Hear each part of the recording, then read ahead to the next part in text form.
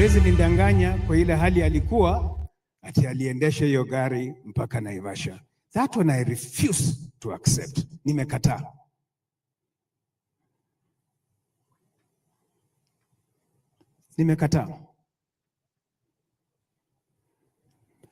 Kuna wachunguzi wa kibinafsi ambao nilikuwa naona ripoti yao jana usiku, wanasema alipotoka pale alipokuwa Karen, mahali inaitwa Oasis, gari lake lilionekana Park Place. Park Place ni kando kidogo na mahali alipokuwa. Wachunguzi hao wanasema pia gari hilo lilipoonekana kwenye vyombo vya CCTV kule Naivasha, lilikuwa na watu wawili wameketi mbele.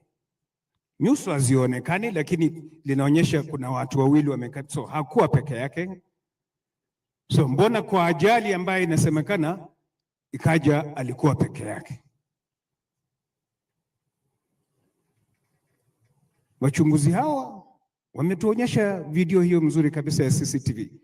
Na wasema si mnaona hapa, hili gari ni right hand drive. So hatuwezi kuona upande huo wa steering, lakini upande huu wa left ndio huyu mtu hapa. Kwa hivyo kulikuwa na watu wawili. So maswali haya, ingawaje wengine wanasema tusiyaulize, ninabudi nitauliza haya maswali. Because I know if this had happened to me, CJ would have asked on my behalf. So I will not keep quiet. All that the family is asking for, and as his closest friends, is that we want a thorough forensic investigation so that we can know exactly what happened to CJ. How did he find himself in Naivasha? He wasn't going to Naivasha. Hakuwa na mpango ya kwenda kwa Naivasha. Alipatikana namna gani Naivasha? Na hii teknolojia ya kisiasa ya CCTV, tracking of the phone, tunaweza ambiwa, wachunguzi watatuambia alipatikana namna gani. Did he drive himself? Was he driven there? Was he carjacked?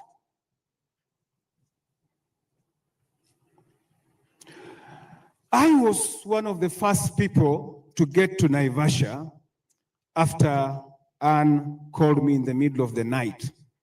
Akanieleza amepata simu kutoka kwa polisi ya kwamba ndugu yangu amepata ajali. Niliamka usiku wa manane, nikajiendesha, sikuwa na drive paka Naivasha. Nilikuwa mtu wa kwanza tukiwa na Anne kuona mwili. Na nilipokuwa nikielekea Naivasha, nilipita gari hilo mahali lilikuwa limefanya ajali, na hata nikasimama nikachukua video na mapicha.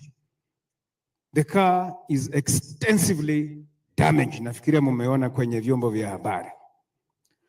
But tulipotolewa mwili wa CJ kuangalia, CJ hana alama yoyote, hukujua uso iko sawa, huwezi jua ni mtu alitoka kwa hiyo gari. So the injuries to us, external injuries, are not consistent with that accident.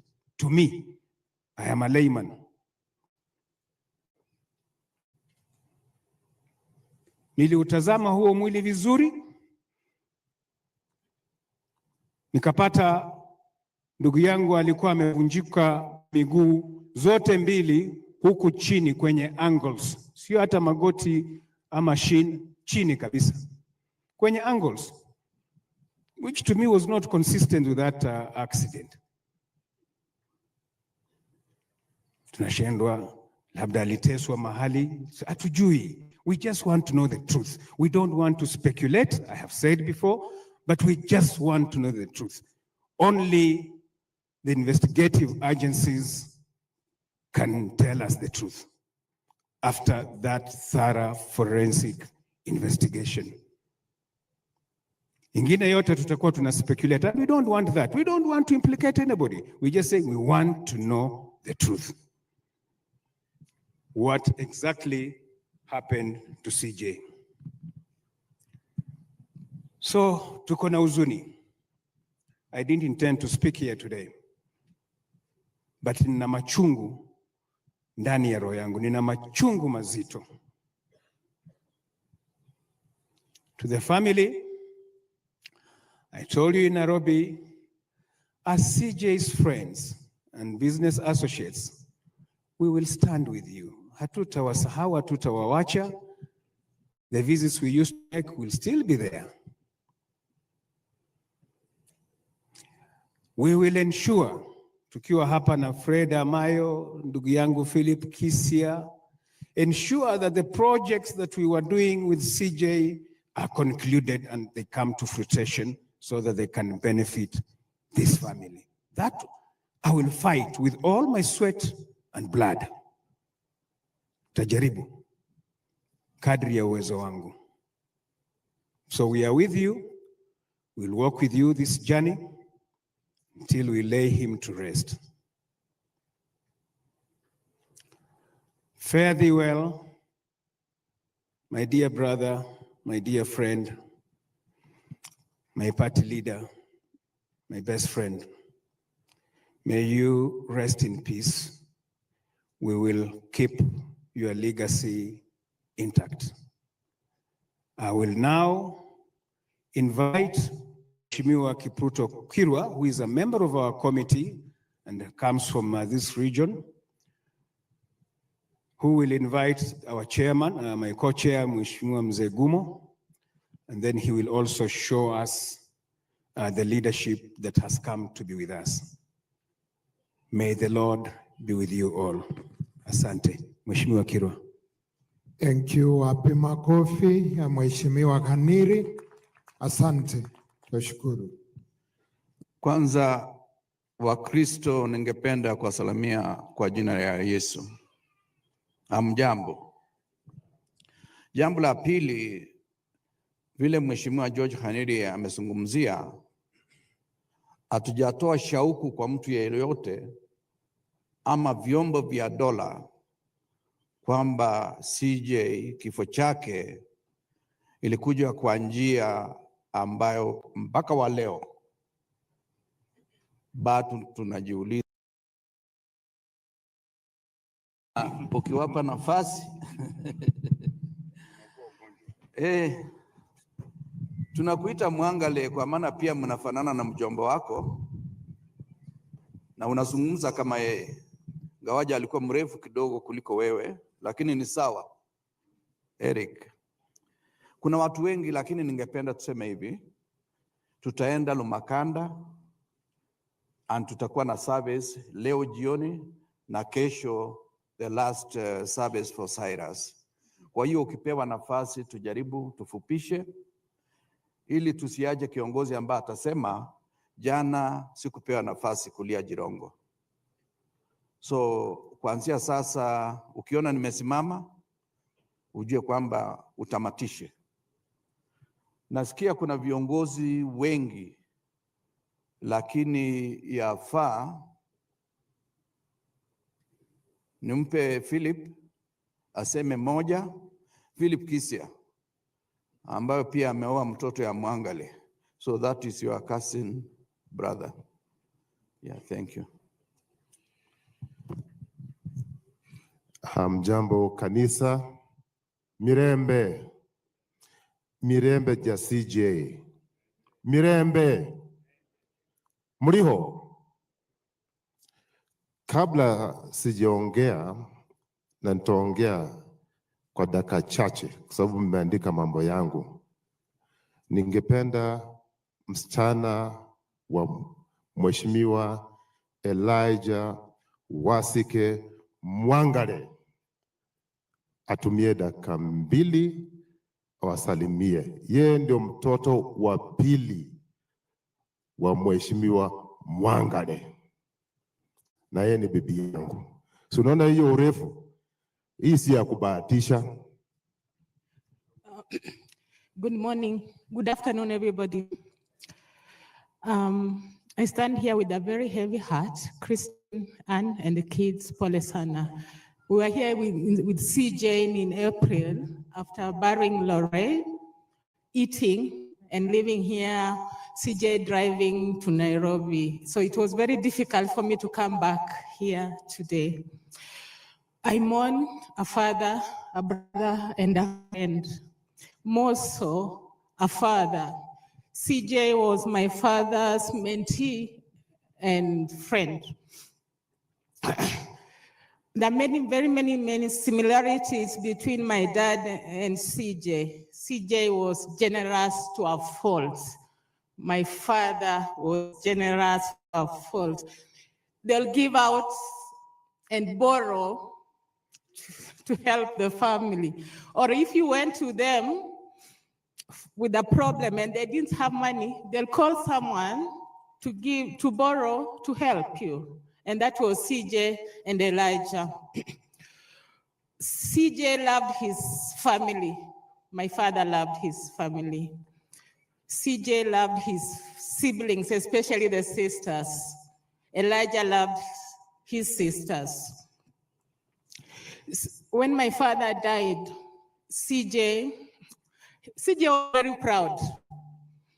And the other day I was thinking that if the committee had decided to do a harambe for CJ, no one will have showed up because CJ will have refused. When my dad died, CJ said, someone proposed a harambe and CJ said, no, we cannot do a harambe for Elijah. Elijah helped very many people, and what he did, he sat down and called each and every person he knew Elijah assisted, and for sure, we got money to bury my dad in a very decent way.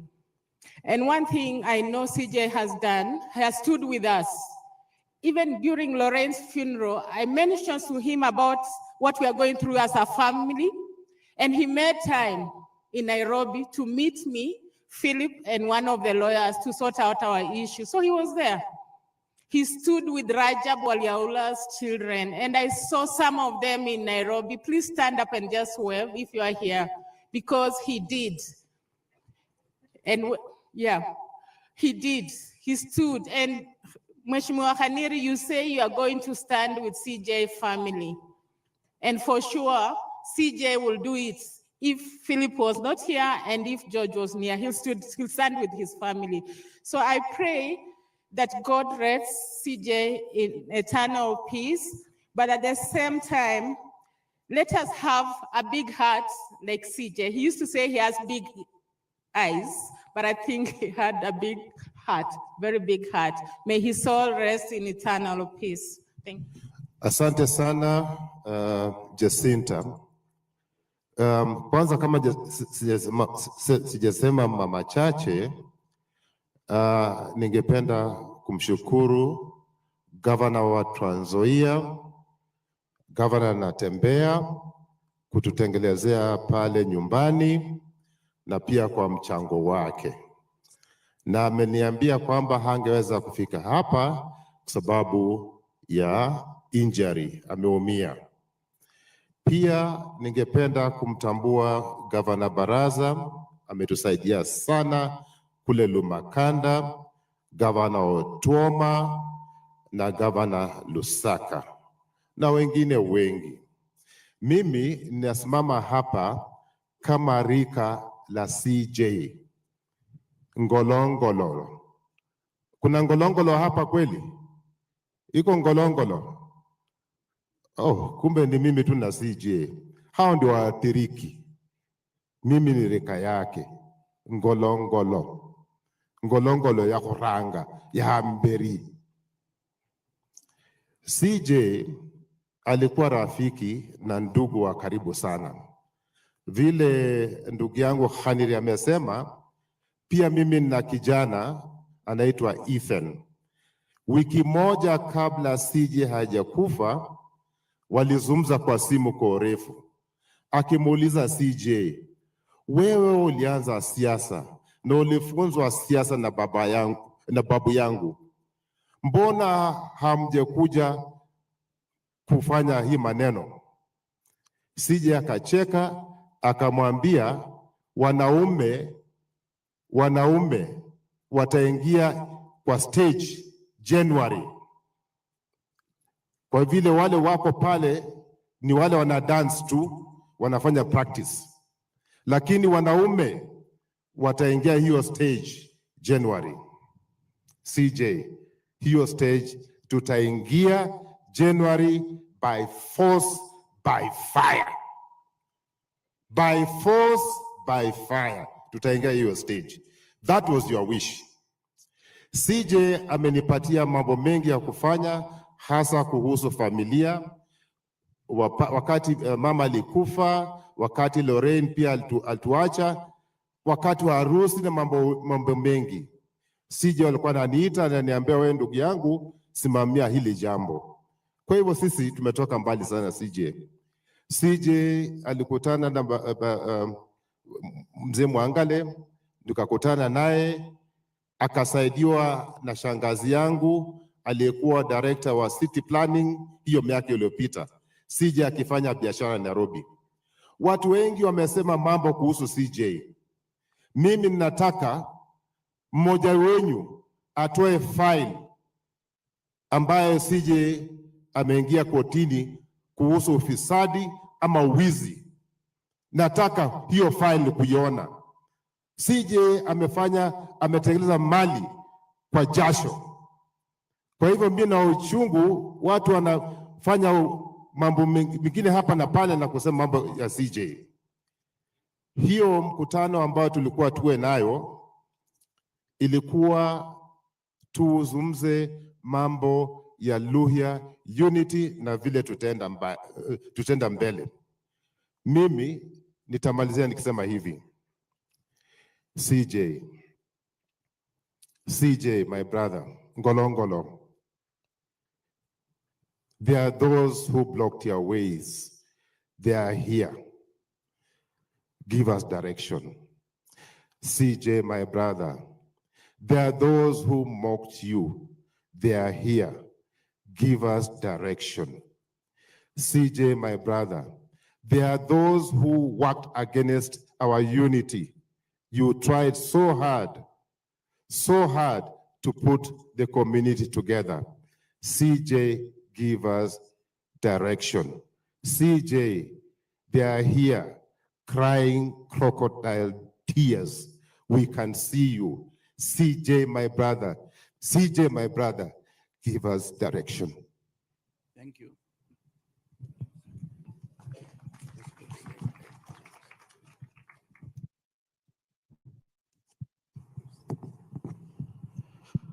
Asante sana Philip. Nasikia kuna principal wa Coseta Boys, Mr. Murunga, senior principal. Useme pole kwa jirani.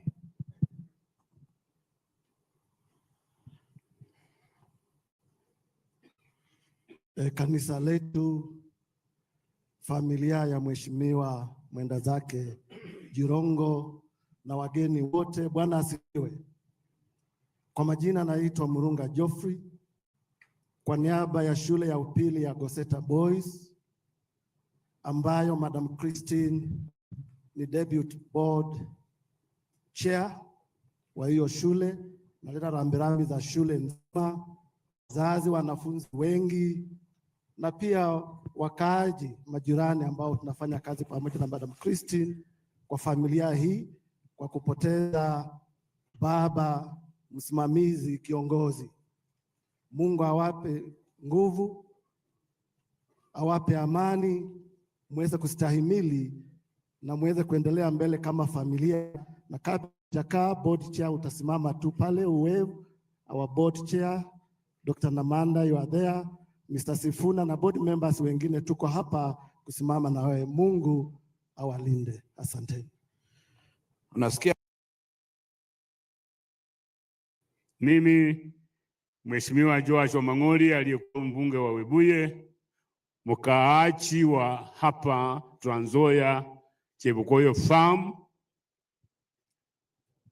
nataka kuchukua nafasi hii ya kipekee kushukuru, kuleta rambirambi zangu na kushukuru familia ya Jirongo vile ilikuwa hapa.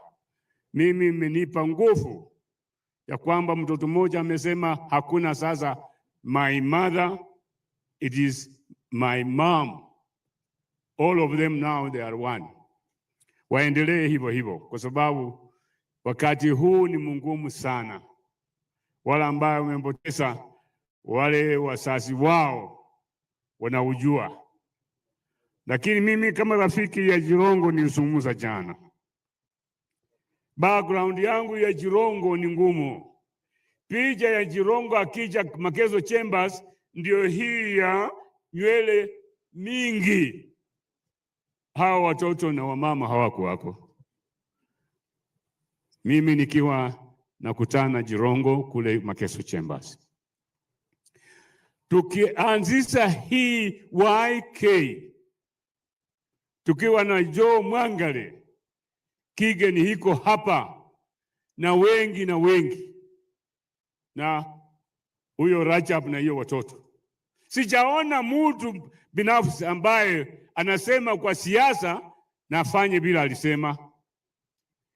Cyrus alisema watoto wa Rajab watasomeshwa waende mpaka wamalize university zao, na alifanya hivyo, na alikuwa very close kama you Fred kwa Cyrus.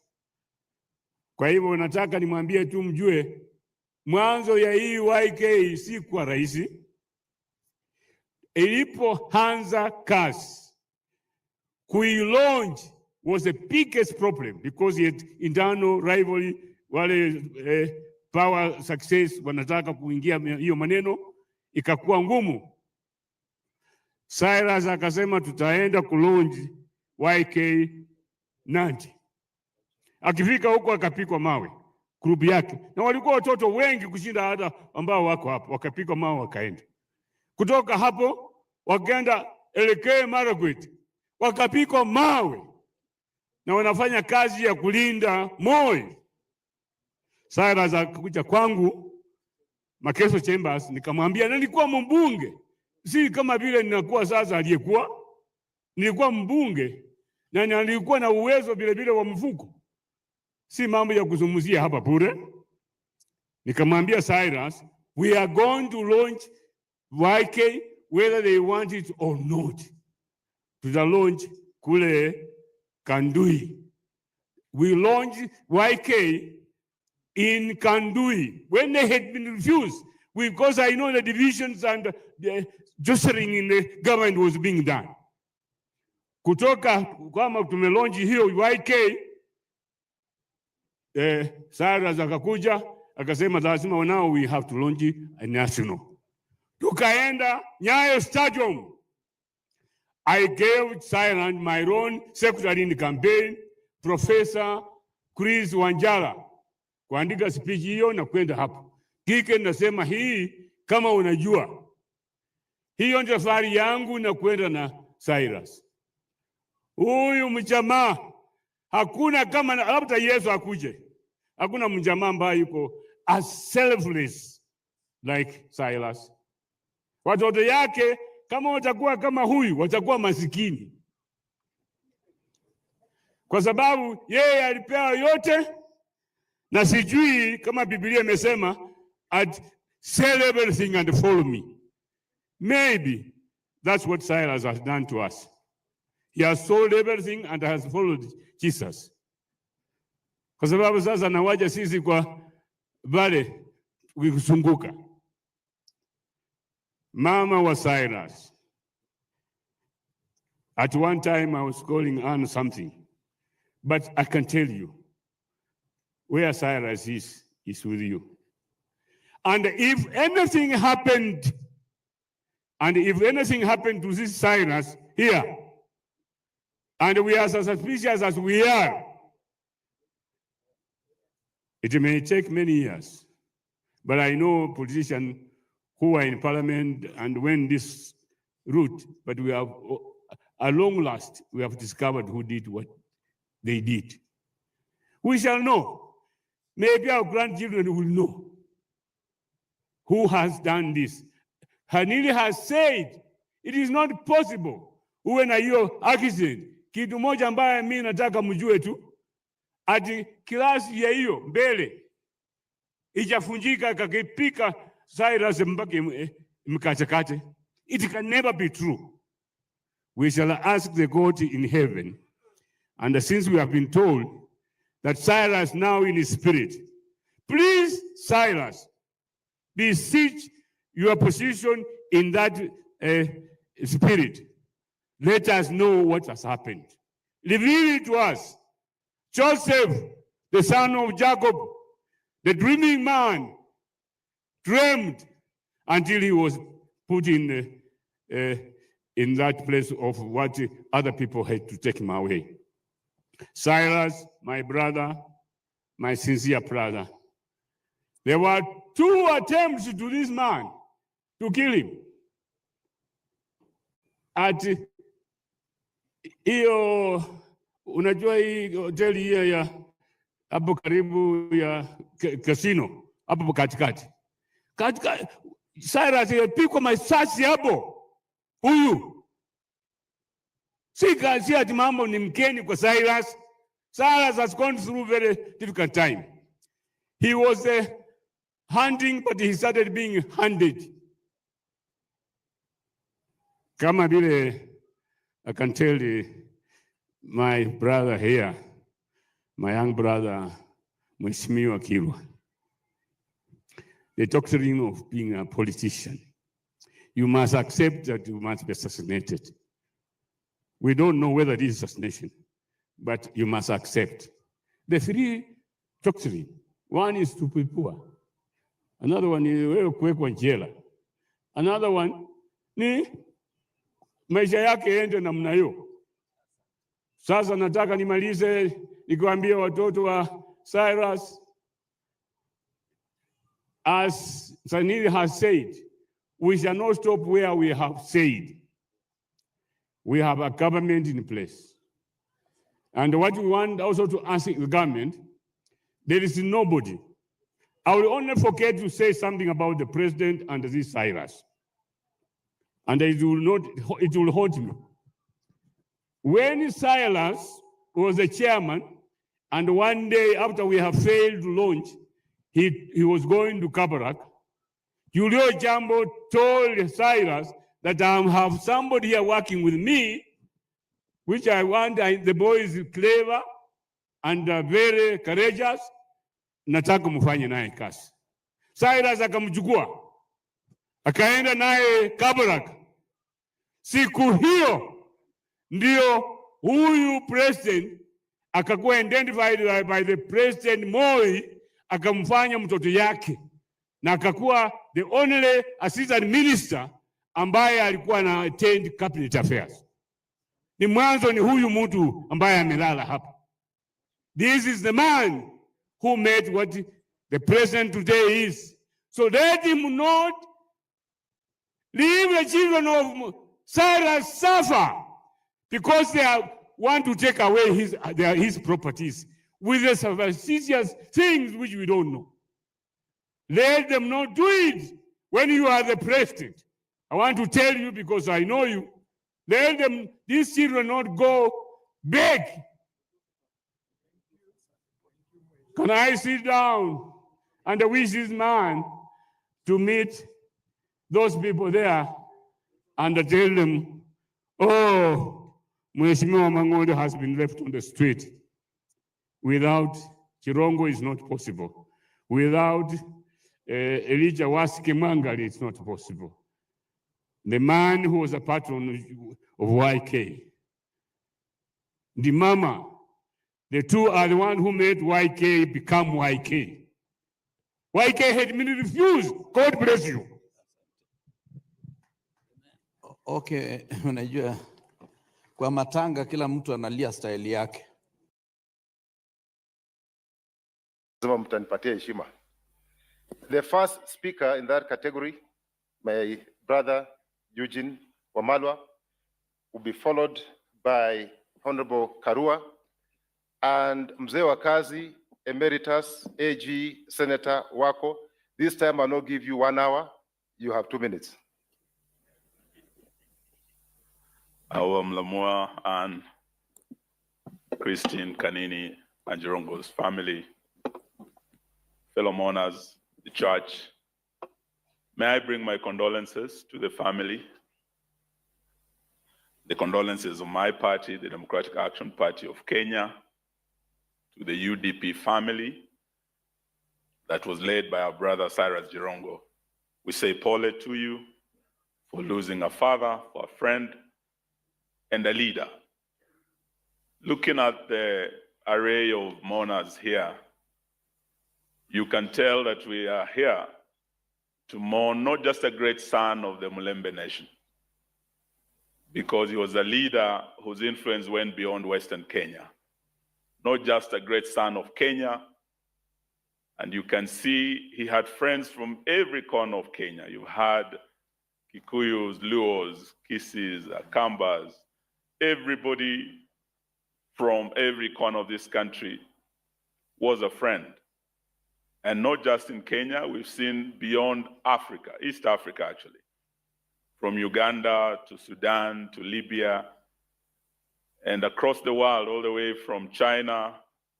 We are very, very grateful to have all of you here mourning this great son of Africa, the son of Kenya, the son of the Mulembe nation. For me, I knew Cyrus when I was a young man, just going to the university at the time. He was a very close friend of my late brother Mike Wamalwa, and he was also very close to the late Masinde Muliro. Talking about generosity of Cyrus, I saw it firsthand. I was told then that the richest Luya man was a man called Ambwere. But then I was told at that time, the richest man was no longer Ambwere. There's a young man who has come, and he's very rich, that he even has a certain note, 500 shilling note named after him. He's called Jirongo. And that he was a political genius and a mobilizer who was helping Moi face a very resurgent opposition. It was a first multi-party election, and this man was called Jirongo. I was very surprised that though he was in KANU and he was Moi's right-hand man, Jirongo still had friends across the political aisle. He would come and speak to my late brother. He would come and speak to Masinde Muliro. He was not actually limited by political boundaries. And this is how Jirongo lived his life. And that is why in this congregation, you could see people across the political aisle.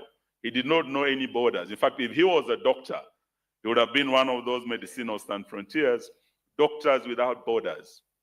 He did not respect the border of tribe or religion or region. He cut across.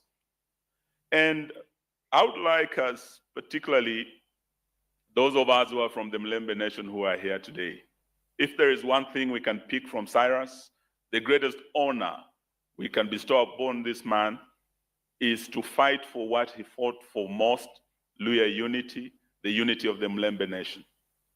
And in so doing, we must rise above our petty politics. We must remember the words of Abraham Lincoln, who said, though we are politicians, we are not enemies, we are competitors. And that though passions may strain the bonds of affection, they must not break because of politics. That is how Cyrus lived his life. He worked with the opposition, he worked with government, but he reached out to all to unite not just the Mulembe nation, but the greater Kenyan nation. So as we go forth, let us borrow a leaf from this leader from our region, and let us carry on the fight to ensure that, as Moses Kuria has said, the Luya Cinderella finds her beauty, and that beauty lies in the unity that Cyrus fought for. Lastly, we do know that Cyrus was a politician who spoke his mind, who spoke truth to power. In fact, he has left us at a time when we have the debate that has just started about the referendum, constitutional review, and my big sister Martha is here. She led, as the Minister for Justice, the constitutional review that led to the review of our constitution and the birth of the 2010 constitution. That conversation has just started. Of course, they have the debate of Singapore. This is the time we would have liked the dynamite voice of Cyrus Jirongo to contribute to this national discourse that is just starting. I'm sure Cyrus might have said, well, we tried this at Bomas, at NADCO, at BBI. But right now, probably he would question, is it really our top national priority, the constitutional amendments that we want to talk about, when half of Kenya is going hungry? 55% of this country do not celebrate Christmas. Families cannot put food on the table. Up north, from Garissa to Wajir to Mandera, people are starving, and we cannot feed these families. And here we are talking about Singapore. He would have asked, our health sector is in a mess. For the first time, Kenyatta National Hospital is about to collapse. Just like a 100-year-old hospital in Kakamega called St. Mary's Mission Hospital that has been there since the colonial times is collapsing because of the failed share policies. He would have questioned some of these things, and we will miss that dynamite voice that speaks truth to power. And we must carry on this fight, even in his absence. Thank you, and God bless you.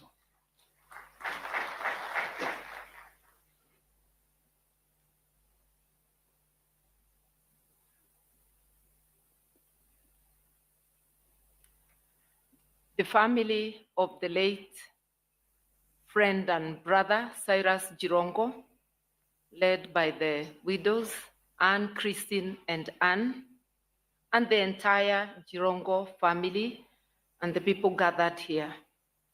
We are here to honor a friend and a brother.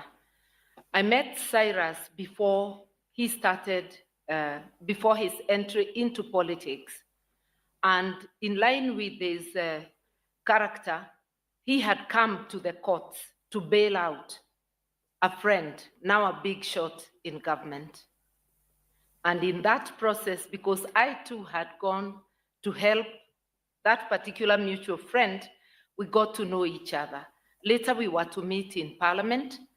He was in government, we were in the opposition, but that did not stop our collaboration. We've collaborated with Cyrus in many political seasons. Moses Kuria mentioned some of it in the runner-up to the 2022 elections. We were planning on collaborating moving forward. It's not going to stop. I say aluta continua. And I want to say something maybe that has not been mentioned. Cyrus had concerns about his safety. He was actually making arrangements to better secure himself. This accident came before that time. So those questions will linger. But for now, we stand with the family. We say farewell to a person who had a large heart, generous, who saw people for who they are, a person who not only loved the Mlembe nation, but humanity, and who always thought of how he could improve on what was there. So to those of us in the political category, let us carry on the work of improving Kenya. And because this is a journey, this is a process, not a short-term thing. Whatever we achieve in our times can be improved upon by the next. And let those who are in business carry on thinking big. He has gone before hitting it big. And I'm certain he was going to hit it big. So to his partners in business, carry on with his dreams and let his family reap the benefits. Rest in peace, Cyrus, till we meet again. Seneta wako.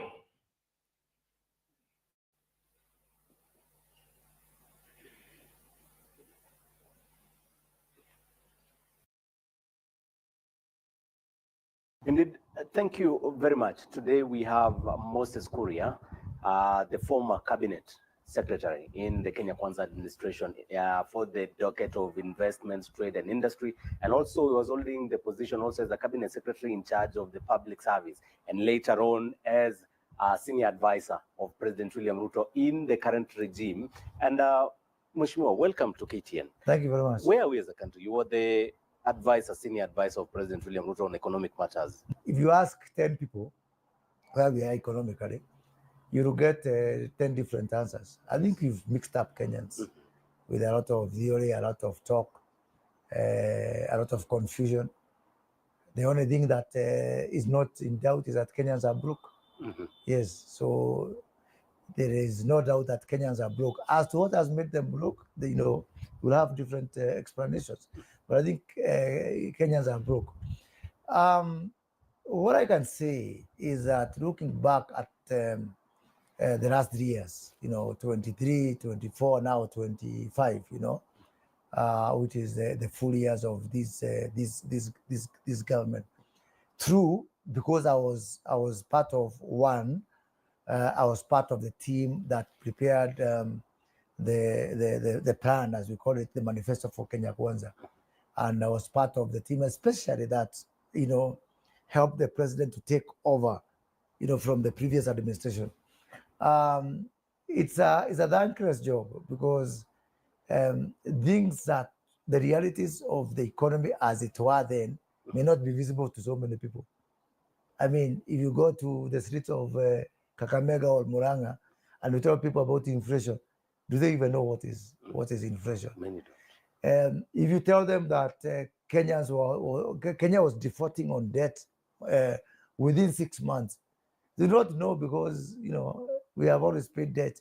So for them, the prospect of defaulting was not there. So a lot of things, the positive things that have happened within this administration may not be visible to the naked eye, if I would put it that way, because there are issues which are, may I say, too complicated, for the ordinary Kenyan. Be it about inflation, be it about the forex cover, be it about not defaulting on debt, but overall, and I think the government, if I were to give it, I will give it a C+ in terms of stabilizing the economy. Stabilizing the economy. But stabilizing the economy, people will say that's not what they have for breakfast. Where I give it a pathetic E is on something called ensuring that the money is circulating in the economy. I think for me that's a big problem, because a lot of people, yes, there are two sides of looking at the economy. There is what we call the economy and development. Development is what we are now used to. More roads, more houses, more railways, more, brick and mortar things that you can touch. But that's not the economy. The economy are things which, affect the common man. And that's why the issue of money supply or money circulating is very important. The other day I was talking to some people in Trans Nzoia. I told them, some government people, some accounting officers, and I told them that I've talked to a lot of people about this so-called Singapore journey. And what people are telling me about Singapore is that they want to go to Singapore, but they want fare. So ask that government to pay us spending bills, at least to pay the fare according to Singapore. It all speaks to those issues of ensuring money is in supply. And there ought to be fair balance. And that's the whole problem, that there's no balance. There's no balance between brick and mortar issues, housing. We have got 3 corners of a triangle. Brick and mortar, money in circulation, and of course, the social programs. Now, let's look at it this way. Infrastructure. After a lot of delay, we are now back to, doing the roads. We have figured out, I think that's commendable, if you ask me, on the infrastructure side. It's commendable, which I am the first person who, in January of 2023, authored a paper jointly with Jugun and Dongo called ABS, Asset-Backed Securities, to provide an alternative mechanism for financing our infrastructure. So when I hear my good friend Didi Nyoro attack, in fact, I would want him to ask me, because I was really the father of securitization. And I did not start in this government. In 2018, I was the vice chair of the Transport Committee in the National Assembly. And I moved amendment to the Roads Act to provide for use of money that is called annuity to do securitization. because I traveled to America, I think in 2018, 19, as a vice chair of the committee, and I had other junior members of my committee, including one, Rigathi Gachagua, who was my junior member, who traveled with me. And I discovered in that benchmarking that road contractors in the US are paid every Monday. So that when that guy now is paid, then he pays his workers, they pay their drivers, the drivers pay their housemates. So it's a whole chain of how money is supposed to, to circulate. So I think coming up with an alternative mechanism that is debt-free and that is not increasing taxation is a commendable thing. So on the issue of brick and mortar, I think this government may hack it. I think they will hack it. On social programs, and of course, social programs, is basically two that, three that make sense to the people: health, education, and social protection. Those are the three things that make sense to people. If you ask a common person in the village, they will tell you, wanangojea pesa ya wazee, or their pensioners, they want to have their money. They will tell you that they want to be treated in the hospitals, and they want, their children, educated. Those are the three things, social programs. Now, unfortunately, my friend, is that, again, that this government was not very lucky, because the way we go about our social programs is nothing but communism. It's communism. And it's not communism that came with this government. How can we have a bill, an invoice of 700 billion on education? Yeah? Kibaki came up with free primary education. The cost of free primary education in terms of capitation is somewhere in the region of 15 billion. If you look at the original 8 years. Now, Uhuru Kenyatta came up with free secondary education. The cost of free secondary education is somewhere in the region of 59 billion. 59 billion. So, and that's not negotiable. Because in this country, once you give something to Kenyans, you cannot take it back. So the same, squeezed coffers have to come up with money for free education. Now we're also sponsoring some people for health. Yeah. Now we have social protection for old people. We are subsidizing fertilizer. I mean, Karl Marx would be very happy with us if we come back, right? Because what we are doing is we are living a lie. I don't know what's the end game. Because once you give, you cannot take. But that makes now our fiscal space to be extremely limited. And before you even plan what to do, there are things you cannot negotiate. Of course, one, you cannot negotiate debt. Yeah? Do you know how much we are spending to pay debt? 1 trillion shillings, including interests on domestic debt. 750 billion on interest on domestic debt being paid to banks, mostly banks. Yeah? Because who holds the domestic debt? Who holds the treasury bills? Who holds the treasury bonds? See, these are the banks, mostly. That's not the way you cannot negotiate debt. You cannot negotiate, debt. Debt has to be paid. Out goes the debt, in comes payroll. Another 1 trillion. Yeah?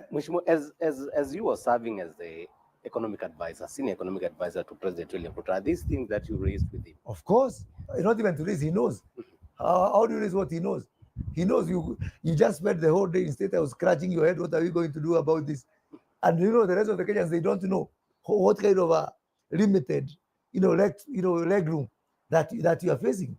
So you keep on now trying to look for solutions here, there. I am sure that there's some conversation with the Chinese about, extending our maturities, just to create some leg room. Sometimes when you do this one, you are caught between a rock and a hard place.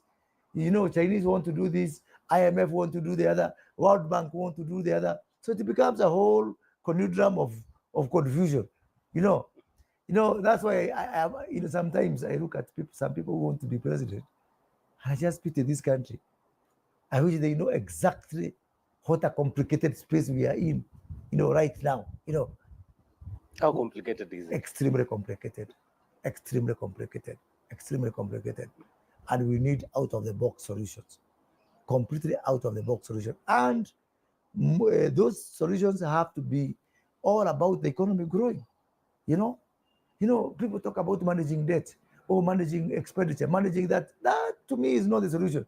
And that to me is my whole disappointment. What is It's about economic growth.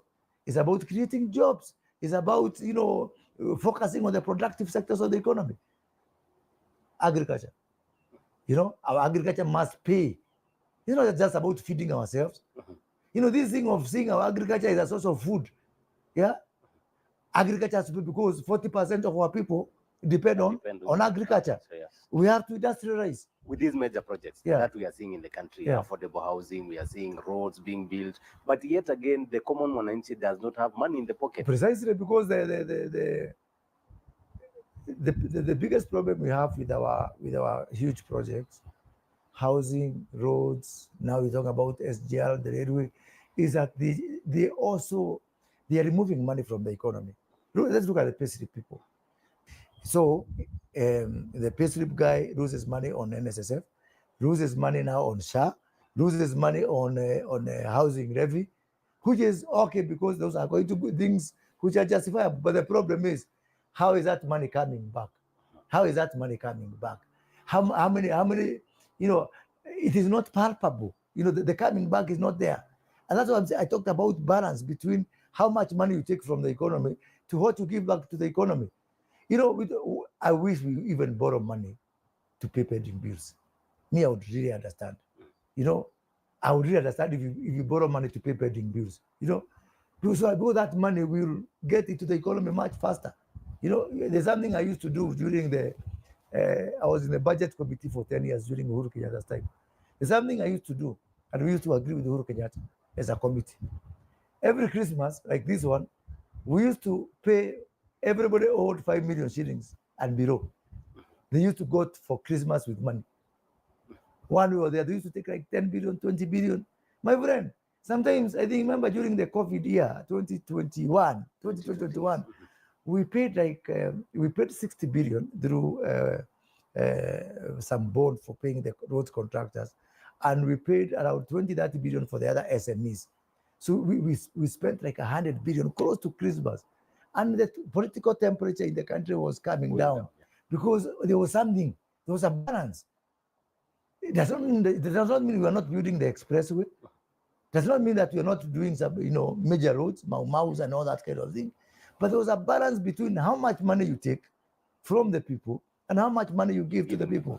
Because again, we talked about the burden for the payslip people like yourself. We have got 3 million people who are paying SHA for SHA. 3 million people. The same 3 million are the same ones paying pay as you want. These are the payslip people. Yes. Only 3 million. The same 3 million who are paying NSSF, which NSSF is now going to build the Rironi Mau Summit. So this burden is on 3 million people. So when we say we have got 28 million Kenyans on SHA, the ones from informal sector who are paying is only 500,000 maximum. So we have got 25 million people being paid for by 3 million people. How fair can that be? And how much can that take? So I was expecting that by now we'll be able to net more people to assist these 3 million people in carrying out the burden. But again, I attribute this to this. I attribute it to civil service. In fact, those people, I think they laugh at the president. Those civil servants there, they laugh at the president. Sorry for saying this, because I was part of that government. But, the level of ineptitude among the other cadres. You come from the president, some advisors there who know the route, wanajua Singapore iko wapi. So the rest of them are clueless. So what needs to be done? Yeah, the rest of them are clueless. We need to have a national conversation about where we are going and carry everybody with us. When we talk about a national convention, I really support we have a national convention. This country needs to speak to itself. This country, we can't, let's look at it this way. Now, Vision 2030 is, so we are getting into 2026 in another 4 days. Yeah. It's 4 years to go. So what happens after that? Ama 2030 ndio Singapore. Maybe now we start. Maybe it's the Singapore journey. Precisely. That Singapore journey cannot be personal. It can be another plan. It should be another plan. We should engage Kenyans to come up with a new plan. Because this one is, let me give you an example of a country I know which I've worked, and I've got a lot of relationships there. The Vision 2030 of Saudi is expiring 2030 like ours. They have already developed 2050. A new plan. A new plan. So that it's owned by the country. And some people argue that we don't need a plan because successive governments will come up with a plan. I mean, that's what in my language we call Madogodanyo. You can't have, this government come with, yes, you can come up with flavors of manifesto, but the whole trajectory of your long-term planning cannot be replaced by 5-year cycles that come with something as transient as elections, So we need to come up together, government, opposition, everybody. We discuss our new development plan. The administration started with bottom-up. Yes. 3 years ago. Yes. 3 years into the administration, we have another narrative. Yes. That is the Singapore journey. Yes. Now, what happens to the bottom-up? I think that's a good question.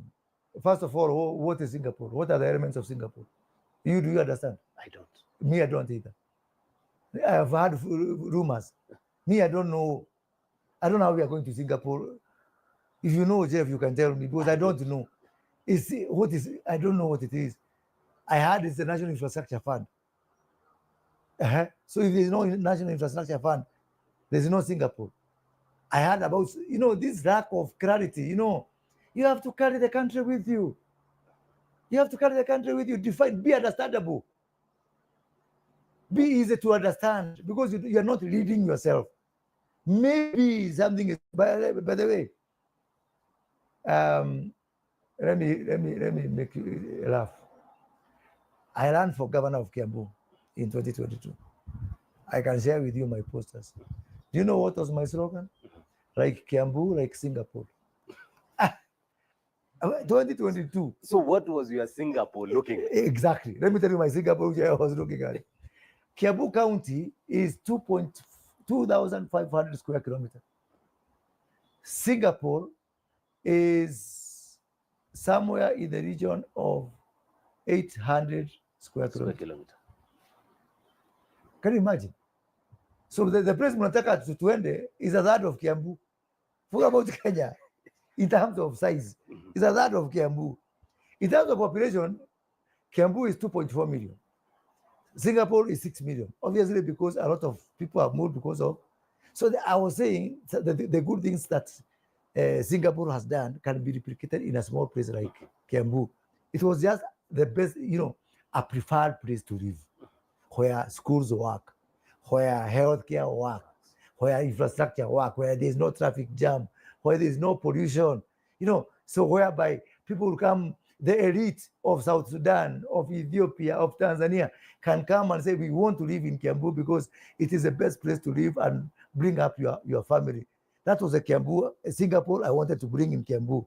By the way, now you have taken it and blown it up to the level of Kenya, a country of 9 times the population of Singapore. Kenya is 9 times population of Singapore. Okay? And it is 6.5 times the GDP of Kenya. So now that you have adopted Kenya, you have denied me my model of Kiambu. Kiambu was closer to Singapore because it was closer in size, per population and everything.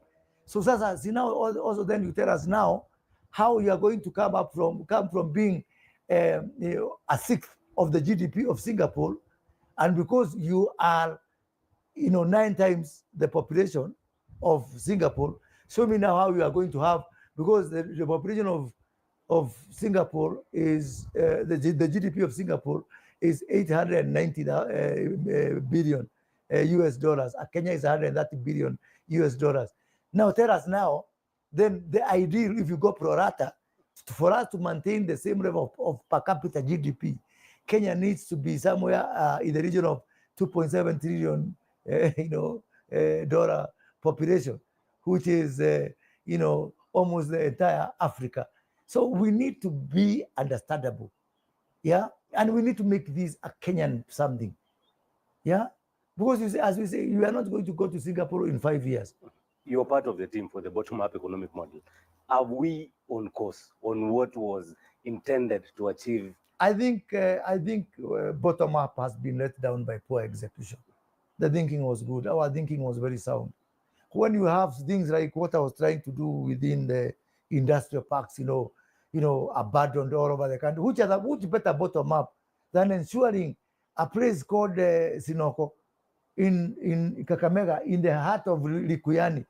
Can you imagine how wonderful it would be to get people lining up for jobs in the morning in the village? Do you know how good it would have been to have people migrate from the urban area to the urban rural migration, because jobs are happening everywhere. Bottom up was good. But if you ask me, the elements of bottom up that have worked are minimal. They are minimal. And not because bottom up was bad, but because we have, gotten our eyes off the ball in terms of something called execution. And for me, I believe in something called my strategy is my execution. If you don't execute properly, strategy is meaningless.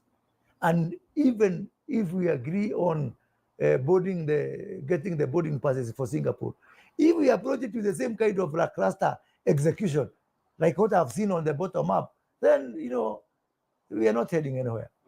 There is another discussion, another debate that is coming up, and you started this debate in 2016 about a constitutional moment as a country. Have a referendum in the next general election together with the 6 ballots. We have a 7th ballot of a referendum.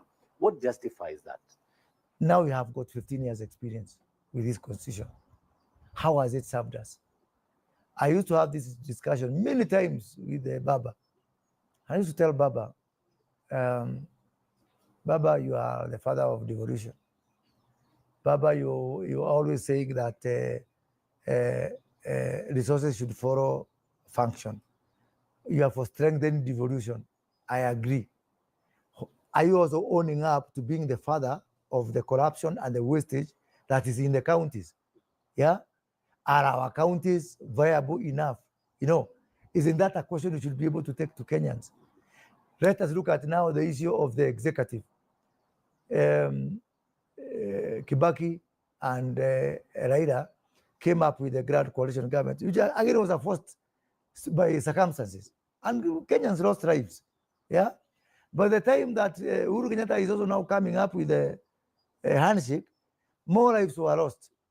By the time we came up with NADCO, more lives had been lost. By the time we were going now to broad-based, Gen Z lives were lost. I mean, why do we keep on bandaging a wound that obviously is showing you that there's something about Kenyan society that need to be fixed fundamentally, not by cosmetic, cover-ups. That's what I call taking a Piriton instead of surgery. Because what is it? There must be a story. There must be some lesson it's telling us. It is telling us a story which we are refusing to listen. That we cannot keep on having artificial arrangements called broad-based, called handshakes, called grand coalitions. We must fix our constitution fundamentally, because it has shown, no matter, BBI was there also, I've forgotten that one. All these things are saying we need to have a deep breath. We breathe in and we breathe out. What do Kenyans want to see for them to be satisfied that the government is inclusive? Yeah? Because we used to say, no, those people want nusu mkate. Hakuna hata toast moja utapata. Hata moja. Serikali inakuja, ingine inakuja. No broad-based, no sharing, no power sharing, no nusu mkate, no whatever. That one comes. How come the reality has remained the same? It is speaking to the need for fundamental relook at our society and our constitution and aligning them together. I think people are saying, and we've been saying about this, what we call, my good friend Mutahi Ngunyi calls the Ferrari presidency, of having a president and a deputy president. Unfortunately, when we created the position of the prime cabinet secretary, it could have maybe given us a flavor of how a prime minister would look like. But I think you will agree with me, the PCS position appears only on paper. No, it is a K in a knife. It still sounds as a knife, whether you have it or you don't have it. you know. So, because again, you know, it is borrowed power. It is borrowed from the appointing authority. Yeah, the Prime Cabinet Secretary is, for all intents and purposes, the President of the Republic of Kenya.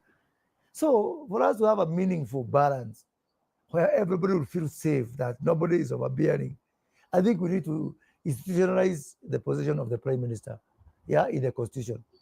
And to fix the issue, you asked me what needs to be done. And I told you the biggest problem we have is execution.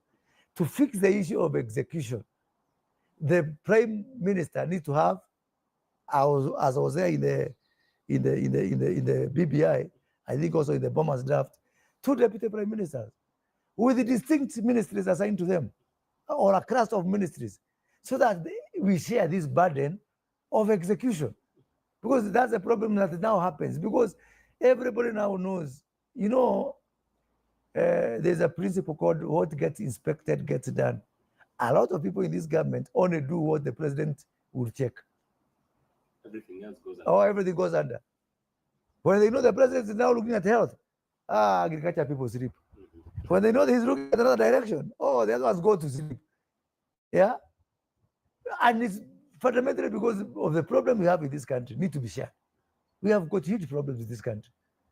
From fixing agriculture to fixing jobs, to fixing our social systems, to fixing our justice, law and order. These are the huge issues. You know, we are now toying around with the e-government procurement. I went to Indonesia in 2023 to study the e-government procurement. In 2023, they did it, and you know, there are no tenders in Indonesia. For 95% of the common items government buys, there are no tenders. Why does it look like it's being fought here in Kenya? No, because what I'm saying, execution problem. And by the way, this EGP thing is a disaster if it is not resolved. Because can you imagine, and you saw the report the other day from Control of Budget, our absorption of the first half is less than 6%. So you might think that is good, government is saving money. After all, we are stopping the wastage. But that's a disaster in the waiting, because that can lead to recession. Because you know, government is one of the biggest spenders. So when you spend, and you know, there's nothing in sight. I talk to a lot of procuring entities, and I've shared this with you know, my brother, the PS for planning, and I've told him, PS, if you don't resolve the issues of e-government procurement within the first month of 2026, this economy will grind to a halt. Things are already bad enough. People don't have money. You can see what's happening with this Christmas. Now, if you don't, it's not by accident. Where do you expect people to get money for Christmas when government has not spent a single penny for 6 months other than paying salaries? How will people not be broke? To forget about even the pending bills and all those kind of things. This lacuna about e-government procurement is a disaster in the waiting, you know? So I just hope they'll do something on that, whatever. So I think EGP is a good thing. E-government procurement is a good thing. Executed not in the right way. And most importantly, even the people who are implementing, they don't know why they're implementing. That's what I'm saying. Kama tunaenda Singapore, tukae chini Uhuru Park, tuelezewe Singapore, how is the weather? Do we need to have warm clothing? Nigani, do we have first aid on the way? We need to have a conversation. Yeah, we can't tell people we go to Singapore without, what is this Singapore? Where are we going? Because even the people who are doing this e-government procurement, I can bet my one cow, they don't know why they are doing e-government procurement. They're just complying with some directive. And that's why I think we need to do a lot of work to carry the people with us and to educate the people with us. Yeah. Shifting gears to the 2027 general election. We are fast approaching, less than 2 years now to the next general election. And there has been talk about the Mount Kenya region. You know, in the last general election, that is actually what propelled the Kenya Kwanza administration into power. And after the impeachment of the former Deputy President Rigathi Gachagua, there has been talk that Mount Kenya is gone. From where you are seated, is it really gone? Or where is Mount Kenya currently in the 2027 political arithmetics? There's a lot of anger. There's a lot of anger. It's latent. You can feel it. Some people say the anger came after the impeachment of the former Deputy President. I disagree. It was there. It came from very high hopes, which we built during our 2022 campaign platform. And it's normal. that when people have got very high expectation, you know, if they feel that their expectations are dashed, then they become angry. So I can tell you from where I sit, when I listen to leaders, they're telling me, no, the ground is changing. But when I listen to the people, I get a different story. So I know that, you know, for the current government, 2022 is an uphill task. You know, 2027 is an uphill task.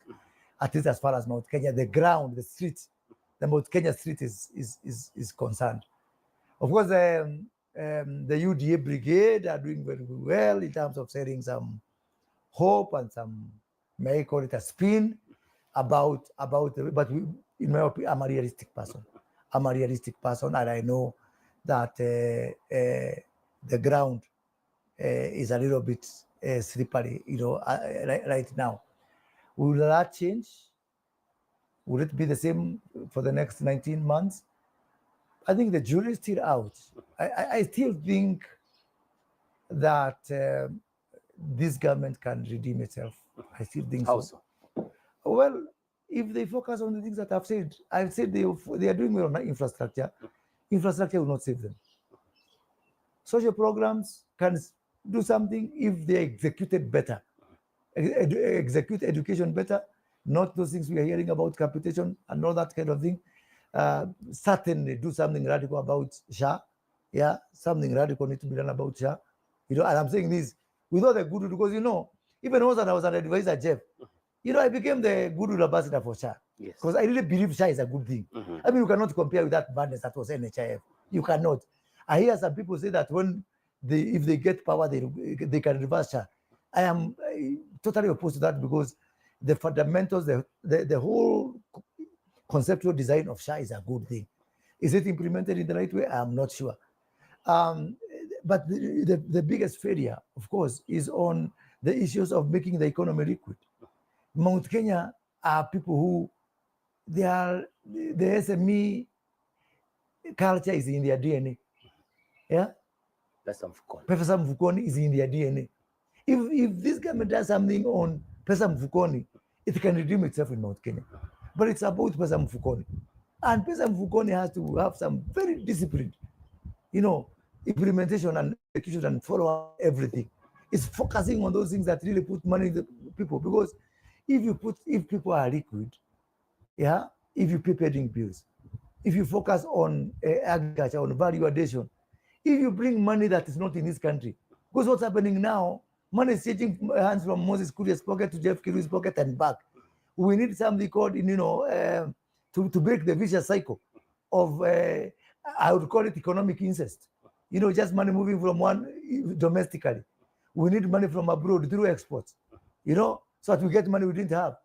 This president program, which I fully support on labor mobility, because if you look at the countries of the north, and you know, when people hear about labor export, they think about Saudi or what.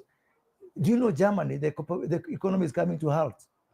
Japan is a disaster. Australia is in crisis because the economies are growing and the people are aging. The population of Germany and the population of Kenya is exactly the same, over 55, 58 million thereabout. But the demographic triangle is opposite, it's inverted. There are more old people in Germany, percentage-wise, as the same percentage of young people in this country.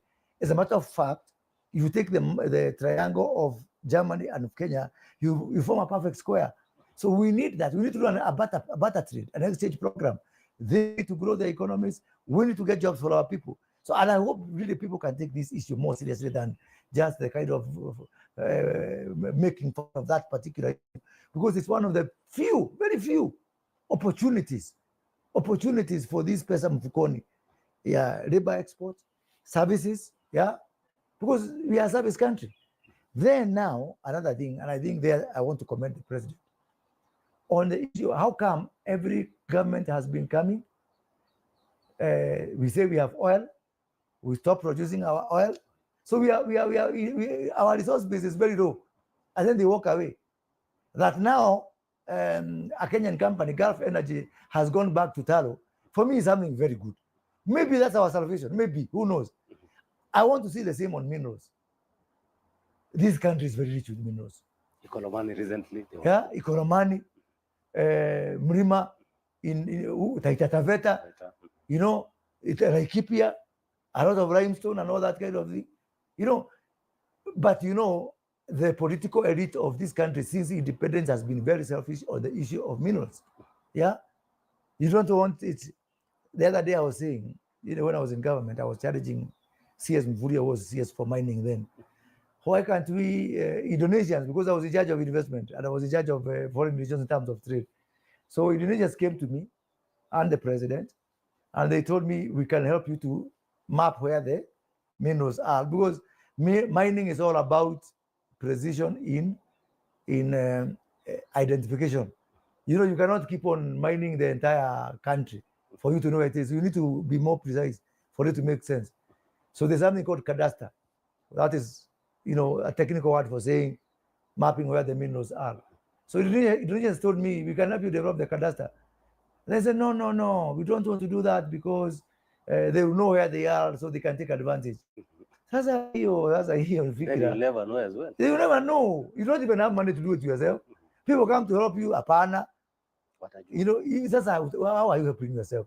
So I hope this government, as part of Singapore journey, and because now we have established the Sovereign Wealth Fund, so the Sovereign Wealth Fund is there to receive two monies. Yeah, 2 monies, 3 monies, you know, privatization, yeah, minerals, that's mineral wealth and oil wealth, yeah.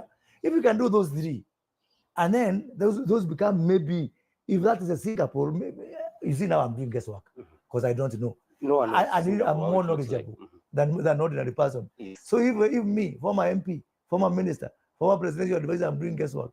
What about the ordinary 190?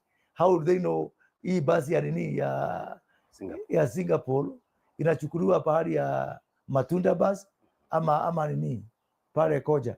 Where is it inachukuliwa up? So we need to get our act in. Coming back to Mount Kenya region, I think if we focus on, people just want money in the pocket. That's simple. People are hungry. People are broke. You know, I saw some very pathetic thing. You know, this giving people sikuku. It is happening across the country. Across the country. Yes. What is happening? What I saw the deputy president do yesterday at a president Darakanidhi, hiyo sio sikuku, that is relief food. That is like relief food. Those people are hungry. It is an admission that they don't No, have. they don't have food. Yeah. Not for sikuku. They don't have something to eat. Come on. When we go and parade people all over the country and we're giving them sikuku, are you asking them, is this sikuku for fun? The way we used to have chapatis and chicken on Christmas? Or these people don't have anything to cook. They wouldn't care even if you give them modokoi and githeri and whatever. They will still be grateful because people have nothing to eat. And I just hope that our leaders, you know, my fellow leaders, because I'm one of them, I don't want to absorb myself. I hope we can be able to really differentiate between those people who are hungry. They are totally hungry people, starving people, broke people. They are also mentally, you know, disturbed. When they hear about, you know, their children going back to school in January, they are not with you. It is not an expression of any political, you know, something. It really calls for introspection. And for us to know that today those people are coming to you for relief food. Tomorrow, when they have nothing to eat, they will eat us. We have the dynamics about the former deputy president, now the party leader for DCP party. Is it going to be consequential, even in terms of President William Ruto defending his second term in office, considering that the Mount Kenya region was actually one of the biggest voting bloc for Ruto, who has now moved, so looking towards the former Prime Minister Raila Odinga's basis? Anybody who is telling you they are sure of what will happen in 2027 is a liar. It's a big fat lie. There are so many balls in the air. But the head of state has come out to say, I don't have competition. Well, that's what when somebody is going for war, they say, Nitaka chapa. You are imagining the other party also is going to have their hands tied. These things are dynamics that they will change. They will change. You know, first of all, we have not even defined the issues for 2027. What may be giving the president confidence is, I think his best prayers have been answered. When God gives you the kind of an opposition we have in this country, you can be tempted to celebrate. If you look at the opposition in terms of the structured opposition, I remember, see, we are getting now in 2026. Yes. See, uchaguzi is 2027. So I like, I'm a student of history. Like Baba, we liked history. So compare with 2021. You know, I'm comparing it to what has happened in 2021. Because 2021 is the equivalent of 2026, 1 year before the election. So what was happening in 2021? Let's look back to history. So we started with a place called Msambweni, 15th of December, 2020. There was some election in Msambweni, another one in some MCAs here and there, including one in Muranga, which my party won for the first time, a place called Gaturi. And we have searched the then broad beast. What was it called? Handshake. Handshake. We have said the handshake in Msambweni. Yeah. Higher. We came from Msambweni, then we moved to a place called Juja. Everybody gave up from the opposition that time, gave up on Juja. Juja is next door to President Uhuru Kenyatta, Jubilee, blah, blah, blah. So me, I decided, see, they have given up. My fellow colleagues in the opposition, I decided to give it a try. Help me. They didn't even help me, by the way. They didn't help me. I just saw people when I won. I turned like this, I saw the Jirongos. I said, hiya, you are here. The other side, I saw the Gashagwa. When we were at Mangu High School, not far from where we are, I won. That provided the impetus for us to go to Kiamba. And we won in Kiamba. Now we combine forces as a Tanga movement, as we were then called, the Hasra Nation, that particular time. So there was a lot of activity, which was press-ups. We were in the political gym for 2022. I am sure the signal is out from these by-elections. The ones which we have passed, including Bere, Malava, Magarini. Which you accused, actually, Bere, you accused. I will come to that, yeah, I will come to Bere. But I think some other rehearsal movement for 2022 will manifest itself. It will bring itself in 2026. Yeah. So the jury is still out. The president can get some solace, some comfort from how may I say how pathetic the opposition is. How pathetic it is. My friend, I've been in this game since Matiba 92. As a student in the University of Nairobi, I was in Marlborough House in campaign headquarters of Kennedy Matiba. I've been part of all multi-party elections. And how to win an election is not the way.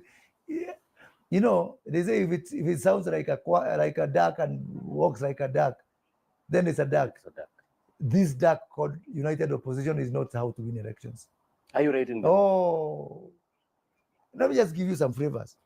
One, which coalition in Kenya is formed of many parties is formed years before an election? Kibage's NAC, NACRC, was formed in October for December election in 2002. Yeah, Kibage's PNU was 3 months in 2007. In 2012, the URP TNA, which won the election, was formed on December 4 when we went to Nakuru and Jivaji. Yeah, Afraha and Jivaji for a March election. Yeah, even Karonzo and Raila came together in December for a March for the election. Yeah, this 2022, we named our running mate in May. We formalized Akina Musalia coming to our side in April. Yeah, my friend, how can you have, some mongrel of parties? What do they share in common? What do they agree on? except must go, except one time. What do they agree on? How can you go public and say, we don't want a policy, we don't want a manifesto, the only manifesto we want is must go? Must go. You know, people listen, people take these things seriously. Oh, there must be a guy who was looking for solution. There must be somebody who really supports opposition, but they were there saying these people provide solution. And then tell them, as we have no solution, the only solution is Ruto must go. Can you imagine? And you go public, see, after that you feature. If that is what you call an opposition, God forbid, you can now understand why the president would have bravado. Yeah? But you know, there are two oppositions. There is a formal opposition, the one you see out there, the one I'm saying it's helpless, disorganized, clueless. Yeah? But there's also the people's opposition. And the problem with the people's opposition is like terrorist cells. They are called sleeper cells. They go under until the big hour comes, and then they come with some vengeance. So much as I am saying we have got a disorganized opposition, you know, an opposition we cannot win as currently constituted by any means. Also, do not also ignore the people's opposition, because these two are completely different animals. And remember, I've told you, I don't know about other regions. Within my region, the anger that is there, actually, it was always there before even Rigathi Gachagua was impeached. Actually, I think Rigathi Gachagua went to where the people were. It was not the other way around. He may want to claim otherwise, but that's the reality. The people had sort of moved because of the high expectations which they thought have been, you know, not been met at that particular time, which was normal in the mid-years. Mid-years are about dashed hopes. It is, no government is popular within the midterm. No government is popular within the midterm. So I'm really hoping that now, 2026, hapo ndio msema kweli, because 2026 is no longer mid-year. Ni kipindi cha lala salama. Yeah, 2026 is the year. Who ndio mwaka? 2026 is the year. What is your prediction? You've made some in the past that have come to pass. I think what will happen, Mount Kenya will cede all their rights. When Mount Kenya voted for the first time for a candidate of another tribe, 2022, it was a moment of joy. For us, it was a moment of pride. People accuse us of we can't support somebody else. For the first time, we proved people wrong by voting 4 million votes for William Ruto and 1 million plus votes for Raila Odinga.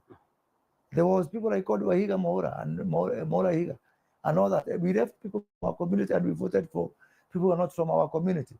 I think we cleansed ourselves. Now, sadly, and I'm sure if you ask Rigathi Gachagua from where he sits, I'm sure he's regretting. This shares business will traumatize him for the rest of his life. And now, the biggest threat to Kikuyu leverage, Mount Kenya leverage, in 2027 is the stigma of shares. Because everybody will be looking at that opposition as currently considered saying, what was shares? Actually, you know what I say, and a friend of mine keeps telling me, the church can survive without angels, but not without a devil. You know, without a devil, even people who contribute iron sheets to the church, they will say there is no longer a business case. Turudishia mabati yetu tukajengee kuku. Yeah? So always the politics has a way of looking for a devil, for a bogeyman. Mount Kenya, we had a bogeyman called Baba for a long time. Even a fourth grade politician, failed politician, as long as you call Baba Kimondo, it was easy to, to get away with it. Now, sadly, for the rest of the country, this shares business will be the bogeyman. Yani huwa wanafuata ule mtu wa shares. So sadly now, that will come as a stigma, which we had managed to wash ourselves from in 2022. And that's why I say people should be very careful, honestly speaking. And some people are even older than me. They're even older than the president. I mean, their actions are not commensurate with their age. May I say so? Because now, even my son will be branded shares people. Even, children who are being born, they will come up with that kind of stigma. So what will happen in 2027 is that Mount Kenya will again go back to cleansing itself of these reckless stigmas, like shares. And so, you know how they will cleanse themselves? They will say, we don't want president. We've had presidents before, we are still poor. We don't want deputy president. We even have one now, our situation is not much better. Even that prime, the one I'm calling the K in the knife, we don't want. We just want a country that works. So you can imagine, Jeff, because I'm estimating the Mount Kenya vote to be somewhere in the region of 6 million. 6 million will go to somebody, they can even be the president or the opposition, without being divided. One, I say, what do you want? You have given me 6 million, what do you want? Nothing.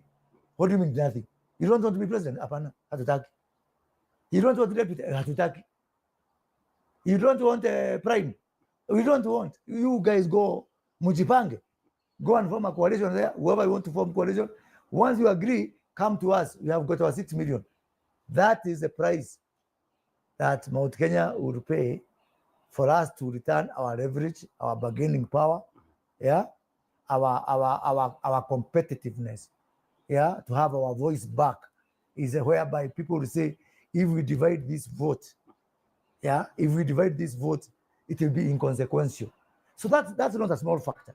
And that's my biggest prediction, that Kikuyus will cede.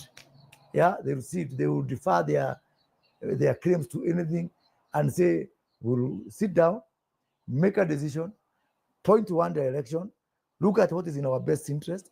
And the best interest is not about positions. It's about the economy. After, it's about money in the pocket. It's about policies. That's why I shake my head when I hear some people say, we don't want to talk about manifesto and policy. It is the same people you are telling that they will turn against you. Because they're saying now, because we don't want positions. You might remove one person, you put another. And you will say, you remove someone, you might remove a crook and put a dimwit. Now, there are people who are actually pushing for that narrative to break the Mount Kenya region. And some are actually in the government. We've had a cabinet secretary saying that they are now pushing for the Mount Kenya East to secede from the Mount Kenya West. I don't know why people are surprised. It's not new. In 2007, Kibaki didn't have that problem. But the young people were planning to secede. The Mount Kenya youth were planning to secede in 2007. I remember I was in that campaign. We did a lot of work to convince them to stay in the fold. In 2013 and 2017, Meru was always going. It was always a story. I remember in 2017, Baba went to Meru 17 times. He still didn't get any vote. You remember, he didn't even get any meaningful votes. So it's something that comes and goes. But at the end of the day, when the big hour comes, it's not something for leaders to say. It's not something that leaders can tell you, divide the mountain. See, ati kitu unakuja na shoka ati unakata mlima. A lot of incitement has been tried before. It doesn't bother me. You've not even heard me comment about that division. Because I know I've seen it before. And we can talk now about the by-elections and Berry. I know they are buoyed by where we are coming from in terms of the by-election. But that was a very complicated by-election. How so? One, because of cronyism. Cronyism played a major factor. Two, of course, there was a lot of voter bribery. From both sides, to those people. Of course, you need to say that you did what they did. Everybody knows what they did. What you don't know is that the opposition side, they had possession of what they were calling adopters. So people who are looking mostly for the DCP ticket, they went there. We had 106 adopters. DCP had 106 adopters. And the condition is that you have to carry money. $500,000 shillings minimum. $500,000. On average. Of course, some of them were big to you. That's a big polling station, $1 million. So they had a big force And they had big money. So big money and a big force. And I was alone. I think I was the winner of that election for all intents and purposes. Alone, me and my candidate. They say you were sent there to split the votes. I wish they tell me, this guy has to make up his mind. Mara, the votes were stolen. Mara, there was violence. Mara, there was voter bribery. Mara, it's me. And you know, my party was formed on 17th of August 2021. What did I form a party for? For operating a butchery? Yeah? I thought the business of parties is to win elections and to sponsor candidates. There's no other business of parties. Honestly speaking, how can you fault me? How can you fault my party for doing what it's supposed to do? I went around the country opening branches all over to say I am going to front candidates. And then when I front, I've been sent. Number two, did he ever call me to tell me don't front a candidate? Let's work together. Did he even call me? Yeah? He dropped a candidate, a very good candidate, because someone who got without money, we didn't have money like the other people, to get 2,500 votes. And it's only me and my candidate. This other side, they are a whole multitude. This other side, it was a tyranny of money. And, you know, katikati hapo, between 2,500, I think his pain was because he lost with only 400 votes. And in his calculation, I don't know where he did the opinion poll, the votes that came to my candidate would have gone to his candidate, and maybe his candidate would, maybe that's a matter of conjecture. But then again, you know, the other day, Rigathi Gachagua came on KTN, and 2 times. One, he said, William Ruto fired Moses Kuria, the best minister of trade Kenya has ever had. He's a very bright fellow. How can you remove Moses Kuria and you replace with Kabogo? That's a sick joke. The other one, Moses Kuria, there's no difference between Moses Kuria and William Ruto. He's a Hurubaro. This guy is confused. He's confused. He's thought, you know, Rigathi Gachagua can only bamboozle people who don't know him. No, but not me. You know him well. I know him very well. You campaigned for him. I campaigned for him in 2017. That time I was the in thing within this Mount Kenya region. And then now, of course, he got elected. He came to parliament. I became his boss. I was the chair of the transport committee. He was a normal member. I held his hand. I took him to offices, especially on roads. Every other road, barabara yote, you see in Madeira, I have got a hand on it. Be it some road there called Slaughterhouse, Karatina University, the road that goes to his home. I showed him this is how. Ask Engineer Kimeli, who was a DG Kera, who is now the DG Kenya, acting DG Kenya. I took Rigathi Gachagua there. I showed him this is how budget is managed, because I was both in the vice chair of the transport, but I was also a ranking member of the budget committee for the second time. So I taught him a lot of things along the way, and we were very good because, you know, we were going very well. I think problem started after there's a time I had a problem with Uhuru Kenyatta when I came to Thika, and I said that Uhuru Kenyatta is not helping Mount Kenya region, and that became very popular. I think I didn't know that Rigathi Gachagua had a problem with my popularity, that he was actually salivating for it. I think he managed to hide it very well. Around 2020, I was hospitalized during COVID. Yes. And Rigathi Gachagua, like many leaders, came to see me. That time they were talking about, you know, if you guys support me, back me up. In 2020, 2021, again, we had the same conversation. But I think and then of course, he didn't support me in Juja at all. He only came when I won. Yeah, during Mangu Tarring Center, Mangu High School Tarring Center. Then we moved to Kiambaa, and we had a major disagreement on Kiambaa, because I discovered he was doing everything possible to cover my role, to cover the role I did in Juja and then Kiambaa. I think my influence was sort of a threat to him. So we had major disagreement during Kawanjiku's by-election. And you can ask Kawanjiku or ask the people, because William Ruto, because it was a very close election, he wanted someone who had experience of winning. I had won only some few months back. So he told me, you know, come and manage this election. And he put me on top of the 5 guys who he had put in charge of the wards: Kimani Ichung'wah, Ndindi Nyoro, Irungu Kang'ata, Rigathi Gachagua, and George Khaniri, GK, MB for Ndia. And from that time I saw Rigathi trying to wipe out my whatever, my influence within our movement. And then after, as fate would have it, I got sick after that. I went for treatment abroad, and of course he took advantage to entrench himself and to turn the entire Mount Kenya leadership. When I came back, I saw people who are my friends are now enemies. Yeah, I saw people who are my friends now become totally enemies. He mobilized people against me. I became like an isolated person. And then I committed to him a mistake because I refused to fold my party. He went all over saying, whoever is not in UDA is not with us. He decampaigned me. He mobilized the entire Kiambu leadership, including Ishongwa, to decampaign against me and my... The UDA he's saying now is bad.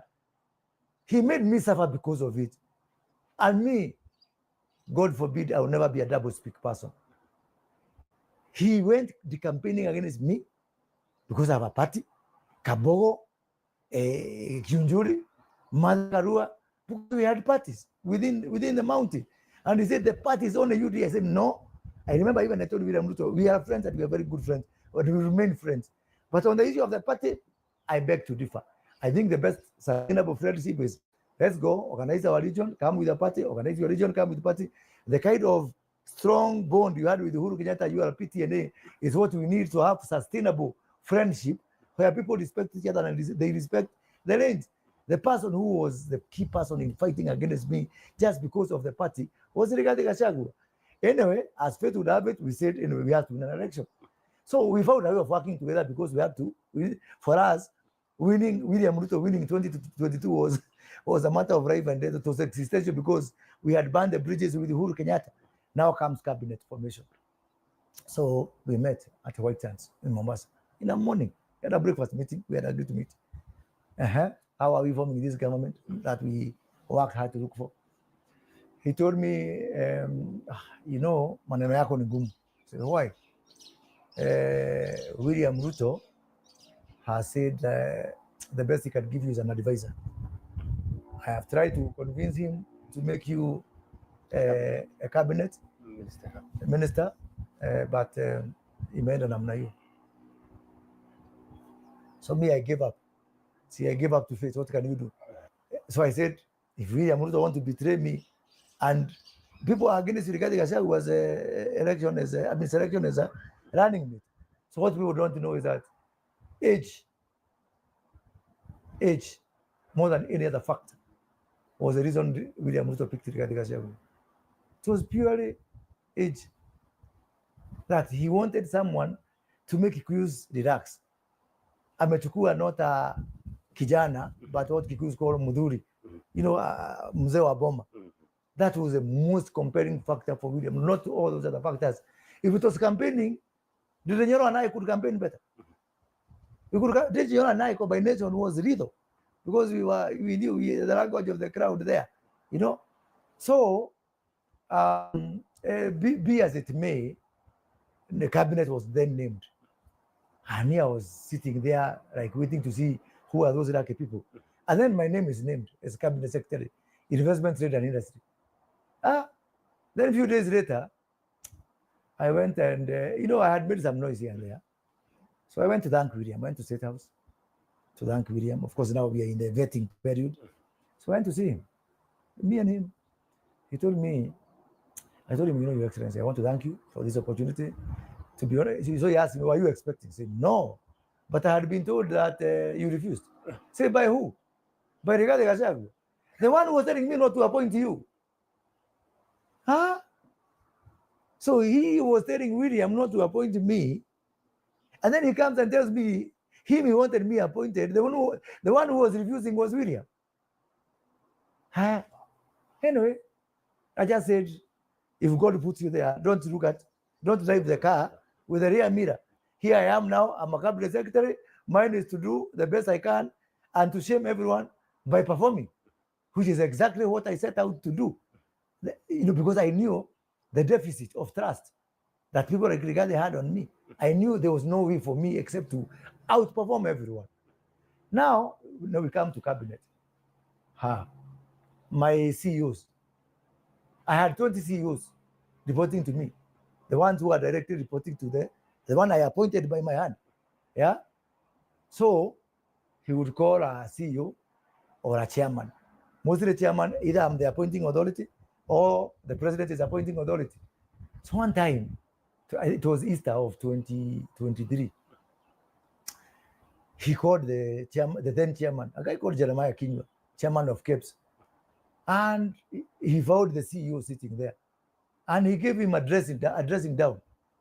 You are here, you are the one supporting your minister.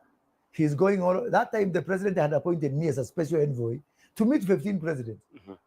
You saw me going all over Egypt, and you know when you go there, you don't go as a minister.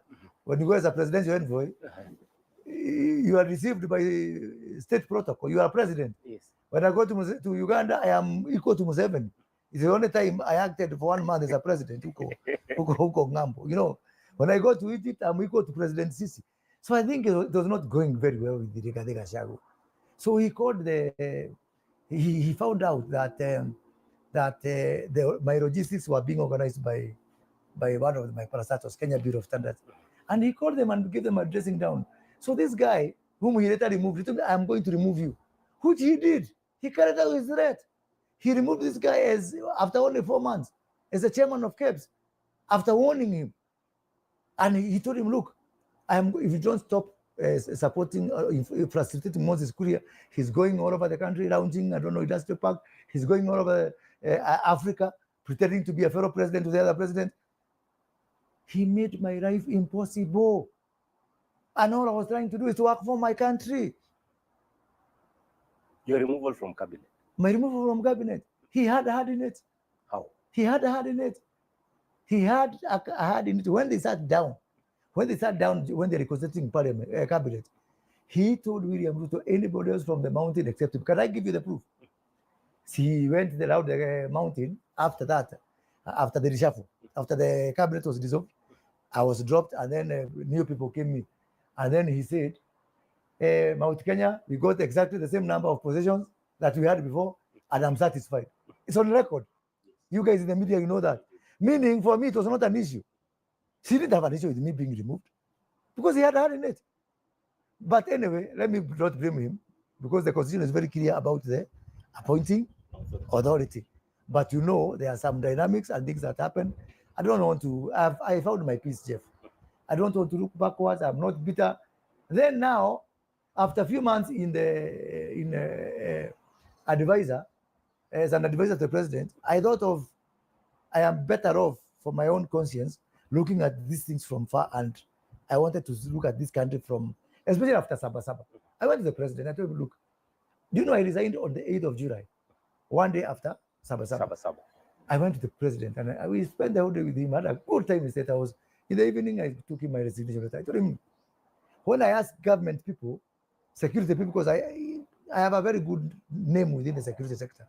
A lot of people in the ground, in Nyeri, this region, they told me what was happening. So government people told me it was the opposition which was behind some of those, like those supermarket, Magunas, county and all that. I asked government people, opposition people, they told me it's government. So I told the president, in a situation whereby people know me as pro-business, my community looks up to me for some things, especially business community. They're asking me questions which I have no answer because these ones are telling me it's government, these ones are in position. So for me to be able to see things from a more balanced eye and to be able to offer an intelligent, informed answer to my people, especially the business people who are, the backbone of my community, allow me to, resign as your advisor. We remain friends, and sina ubaya na wewe, nothing to do with you. Let me, at least, I think I need to start for country for once, away from all these maneuvers going on. Then now, Rigathi Gachagua goes saying that I am Kasongo's Urbaru, I am this, I am that. When I'm in government, you are frustrating me. When I resign, you are frustrating me. When I have a candidate in Bere, I have split your vote. Actually, what I believe. Because I also talk to, I have friends. I talk to people in the opposition. I talk to them, my friend, It is the most miserable marriage they have there. All of them complain. All of them complain. In the opposition. Oh yeah, I think William Ruto's chief campaigner for 2027 is Rigathi Gachagua. As long as Rigathi Gachagua is calling shots within the opposition, William Ruto can sit pretty. How he manages the coalition, how he brands everybody. Moses Kuria is Kasongo's Uhuru Baru. Uhuru Kenyatta is Jubilee is Uhuru Baru Red. I don't know who is who. This one is like this one. He is the only good person. He is the only good person on earth. Everybody else is to be branded. Everybody else is bad. You know, how can you work with someone like that? So he can continue blaming me for his cow, which did not, succeed in artificial insemination. He can blame me for anything.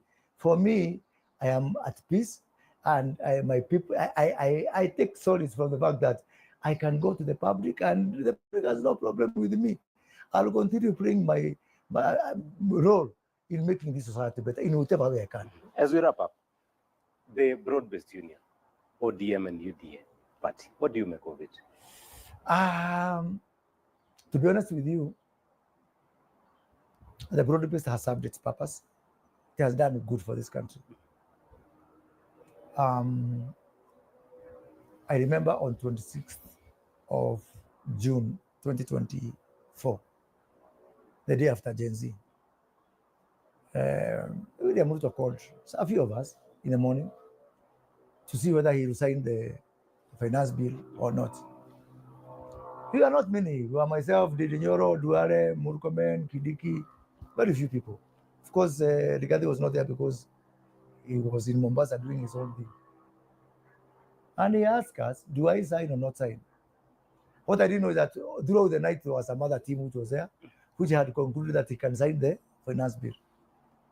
So I was the only one who was not in the night meeting. So only me had a fresh view. And for me, there was no doubt in my mind. So I told the president 3 things. Number 1, you cannot sign this bill. You cannot sign this bill because that is Rigathi Gachagua sabotaging you from one side, Gen Z or the other. Do you want to combine, and some other forces, I don't want to mention other people, who are working towards, do you want to combine all those forces together? Do you want to give them an excuse to now come together and ban the country? Yeah, that's number 1. Number 2, you have to restructure government. What happened yesterday? It's like a vote of no confidence. Yeah. So you have to restructure government somehow. Number 3, you have to re-engineer our politics. Those 3 things. So everybody was in that meeting was like this. So what do you mean? I asked me, what do you mean by re-engineering politics? I told him, you have to form a government of national unity. These are movements, I have seen them. These are movements in other countries which you to have a country or a government. For me, I would rather we don't have a government and we have a country. Yeah. So many things happened. Of course, he did exactly what I told him. He didn't sign the bill. He dissolved the cabinet, and then he reached out to open. That time, even as the riots were going on, Baba was not convinced. Baba was not convinced.